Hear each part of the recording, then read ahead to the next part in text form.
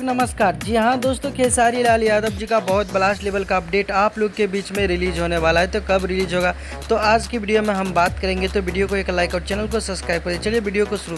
जी हाँ दोस्तों, बात करते हैं गाने का। तो गाने का नाम है करी कोठरिया में प्यार। जी हाँ दोस्तों, इस गाने को गाए हम लोग का चाहता सुपरस्टार खेसारी लाल यादव जी। जी हाँ दोस्तों, बता दूं उनका साथ दिया अनामिका मिश्रा जी, गीत है रोशन सिंह का और मुकेश।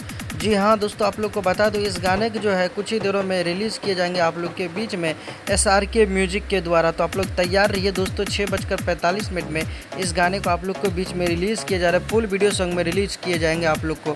तो दोस्तों बता दूं इस गाने को खेसारी लाल यादव अनामिका मिश्रा जी ने गाए हैं। SRK म्यूजिक से रिलीज हो रहा है 6:45 में। तो कुछ देर के बाद आप लोग इस गाने को सुन सकते हैं। तो भाई लोग बता दूं खेसारी लाल यादव जी का फिल्म डोली सजा के रखना, इसी फिल्म का इस गाने को लिया गया है। गाना काफ़ी लाजवाब का है। भाई लोग वीडियो कैसा लगा कमेंट करके बताइएगा। मिलते हैं फिर से नए अपडेट के साथ, तब तक के लिए bye bye, take care, love you all. देखते रहिएगा भोजपुरी चिप यूट्यूब चैनल। धन्यवाद दोस्तों।